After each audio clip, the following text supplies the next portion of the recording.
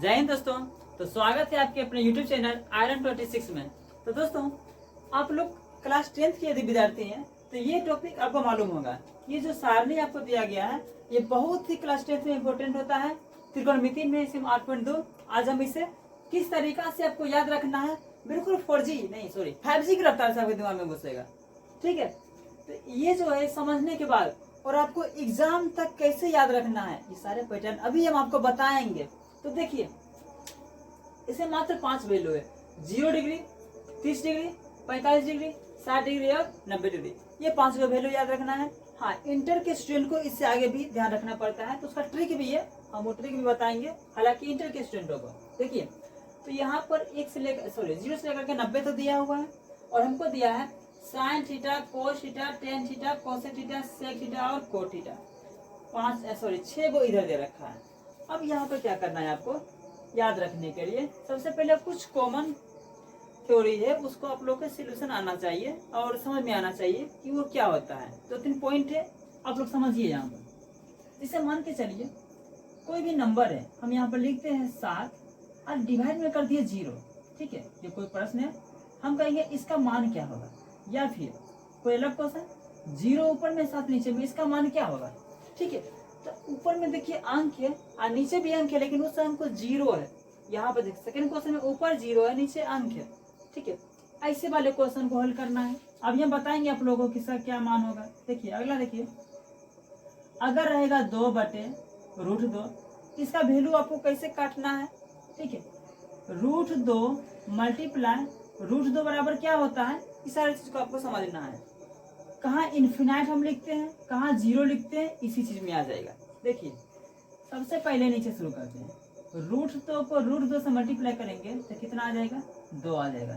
यानी कि आप समझ सकते हैं कि 2 जो लिखा हुआ है हम इसको कहेंगे √2 गुने √2, अब बटे में √2 तो है ही, 1√2 से 1√2 खत्म, बचेगा कितना, √2 बचेगा। यानी कि 2/√2 का मान कितने आ गया, √2 आ गया। 0/7, जब कोई भी अंक के ऊपर 0 है तो उसका मान भी 0 होता है, लेकिन यदि नीचे 0 है तो उसका मान इन्फिनाइट होता है। इसको हम क्या बोलेंगे, अपरिभाषित बोलेंगे। क्या बोलेंगे, अपरिभाषित। तो नीचे 0 है तो इन्फिनाइट, ऊपर 0 है तो 0। अब याद कैसे रखेंगे, सोचिए ना कि बहुत कम में संख्या है, बिल्कुल नहीं के बराबर, 0 नहीं, मान लीजिए कोई संख्या नहीं है, बिल्कुल 0 कुछ है, ये नहीं है, और 7 के ऊपर में तो कुछ नहीं से बहुत ज्यादा हम भाग देंगे तो सोचेगा ना आपस में कि अरे बाप रे हमारा ज्यादा बड़ा है, ये 7 से बहुत ही ज्यादा हो गया, तो इसको लगेगा कि बहुत ज्यादा है, यानी कि अपरिभाषित है। लेकिन नीचे आपको तो पता है कि जब भी बटे में तो हमेशा नीचे वाला से भाग पड़ता है ऊपर ला में। आई 7 सोचेगा, 7 से भाग लगाइएगा 0 के ऊपर तो 0 सोचेगा, 7 सोचेगा, 7 को लगेगा कि ले ऊपर बड़ा तो कुछ है ये नहीं है, 0 है, कुछ है ये नहीं हमारे सामने, एक सामने कुछ नहीं तो 0, एक सामने बहुत कुछ है तो बहुत कुछ है, तो अपरिभाषित है। अपरिभाषित का मतलब होता है तो मानांत तक, जहां तक आप जा सकते हैं। देखिए अब इसका ट्रिक समझिए, ये सब हम क्यों बताया आपको, यहाँ पर काम आएगा आप लोग को, और एग्जाम में कैसे आपको कॉपी जब आपके पास हाथ में रहेगा तो कैसे आपको ये चीज याद रखना है, अब ये बता देंगे आपको, एग्जाम में भूल भी नहीं करेंगे आप। देखिए क्या करिएगा, ट्रिक पहले बताते हैं। ट्रिक यहाँ पर लिखे हैं, इसको याद रखने का ट्रिक एक लाइन हम यहाँ पर छोड़ दिए हैं। क्या करना है आपको, 3 काम करना है। इस वाले बॉक्स जो है इसमें 3 काम करना है। कौन कौन सा काम करना है, तो पहले करना है 0 0 1 2 3 4, इतना तक लिख दिया।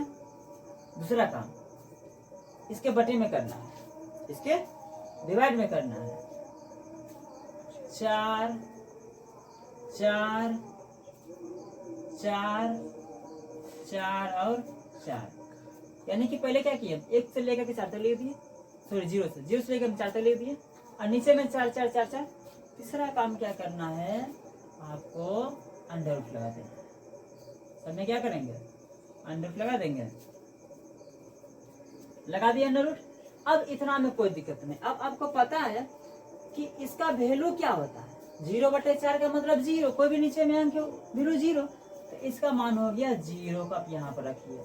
ठीक है, तो साइन 30 डिग्री का मान हो जाएगा 0, साइन 30 का मान 0 होगा। अगर हम थीटा यहाँ से हटा देंगे, ऐसे में यहाँ पर लिख दिए साइन थीटा थीटा, अगर थीटा का हम 0 डिग्री हटा लेंगे साइन 0 डिग्री का जो मान होगा 0 होगा।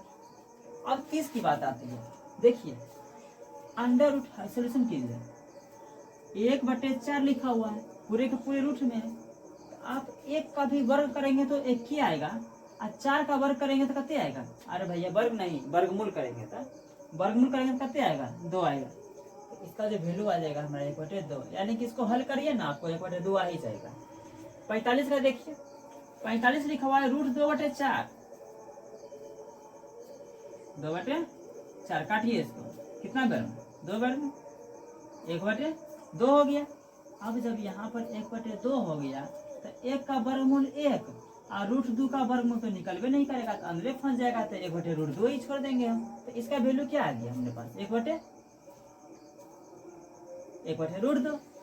इसका वैल्यू देखिए, और √3 का तो वर्गमूल ये नहीं करेगा, तो √3 रह जाएगा। अब बटे में 4 के वर्गमूल 2 हो जाता है, तो 2 हम लिख देंगे। अब देखिए लास्ट में 4/4 का मतलब हो गया खत्म हो जाएगा, तो क्या बचेगा? 1 ही ना बचेगा। देखिए ऊपर नीचे जब कटेगा तो क्या बचेगा? 1 बचेगा। 1 का वर्गमूल 1, क्यों?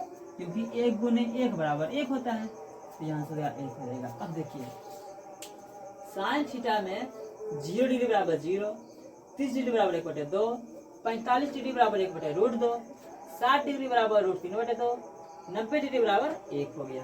अब क्या करना है? कोस को निकालना है, बस एक में तो झमेला है, फिर तो मजा आ जाएगा आपको बना के। उलट दीजिए, 1 n √3/2 n, इसको बीच में छोड़ दीजिए, फिर इसको n और 0 को n, हो गया। 10, आपको पता है ना कि tan थीटा बराबर फॉर्मूला क्या होता है? tan थीटा बराबर होता है साइन थीटा बटे कोस थीटा। नहीं पता है तो कि होता है, पता कर लीजिए, नहीं तो हम बताएंगे भी आगे कि फॉर्मूला होता है। तो आप क्या करिए ना कि इतना बटे इतना कर दीजिए, यानी कि 0/1, ठीक है, 0/1। हम थोड़ा सा यहाँ पर रब कर देते हैं, तो 0/1 का वैल्यू क्या हो जाएगा?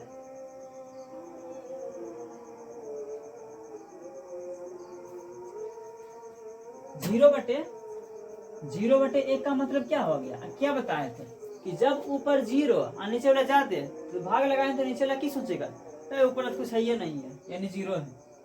तो यानी कि 0/1 का मतलब क्या हो गया? 0। 1/2 और √3/2, तो 1/2 अब बटे में √3/2 को जब हल करेंगे तो 1/2 गुने 2 ऊपर चला जाएगा, खत्म। तो कितना बचेगा? 1/√3 बचेगा। तो हम कहेंगे tan 30 का मान जो होता है 1/√3 होता है। अब 45 डिग्री देखिए, 1/√2 और नीचे में भी क्या है? 1/√2, यानी कि 1/√2, अब बटे में भी 1/√2, ऊपर नीचे खत्म, क्या बचेगा? 1 बचेगा। तो हमारा 1 आ जाएगा यहाँ पर, है कि नहीं? अगला देख लीजिए, 60 डिग्री में क्या होता है? √3/2, देखिए √3/2 अब गुना करेंगे 1/2, यानी कि देखिए बटे में जब लिखेंगे, इसके हम बटे में लिखेंगे 1/2, तो उल्टेगा तो लिखे ना 2/1, हम 2/1, तो 2 से 2 खत्म, क्या बचा? √3 बचा। नहीं समझे? फिर से देखिए, √3/2 और आप गुना भी हटा देते हैं, बटे में है 1/2 है, 1/2 है, तो √3/2 और नीचे बटे में 1/2, जब उल्टेंगे तो 2 ऊपर चला जाएगा, 2 ऊपर आ गया, यहाँ पर 2 से 2 खत्म, ऊपर नीचे √3 बच गया। अब है 1/0, 1/0 का मान क्या होता है? इन्फिनाइट होता है, सॉरी। देखिए 1/2, नीचे में 0, ऊपर में क्या है? 1 है, यहाँ से क्या हो जाएगा? इन्फिनाइट हो जाएगा। इतना हो गया, आपको पता चल गया। tan sin cos tan आपको मालूम चल गया। अब आपको समझ में होना चाहिए कि व्युत्क्रम फॉर्मूला में क्या होता है ना, साइन का उल्टा होता है कोसेक, कोस का उल्टा होता है सेक, और टेन का उल्टा होता है कोट, ठीक है ना? देखिए कैसे होता है। कोसेक थीटा है, कोसेक में साइन 0 का मान 0, तो कोसेक 0 का मान इन्फिनाइट, जस्ट उल्टा। 0 का उल्टा क्या होगा? तो इन्फिनाइट होगा। 30 1/2, तो यहाँ हो जाएगा 2/1, तो 2/1 बराबर 2 ही ना होता है, तो आप 2 लिखिए चाहे 2/1 लिखिए, बात बराबर यह है। यहाँ पर देखिए 45 में 1/√2, तो यहाँ लिखिए 2/, नहीं √2/1, आप √2 ये छोड़ दीजिए ना 60 डिग्री में। √3/2 आप लिखिए 2/√3, है कि नहीं।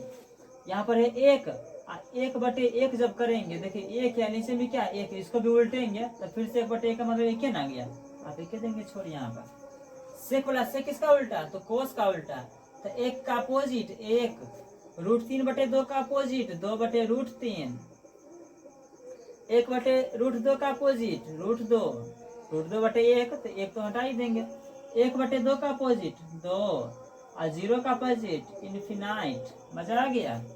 फिर देखिए 10 आपको अपोजिट होता है, तो 0 का अपोजिट इन्फिनाइट यानी अपरिभाषित, 1/√3 का अपोजिट √3, 1 का 1, √3 का 1/√3 और इन्फिनाइट का 0, ये हो गया हमारा।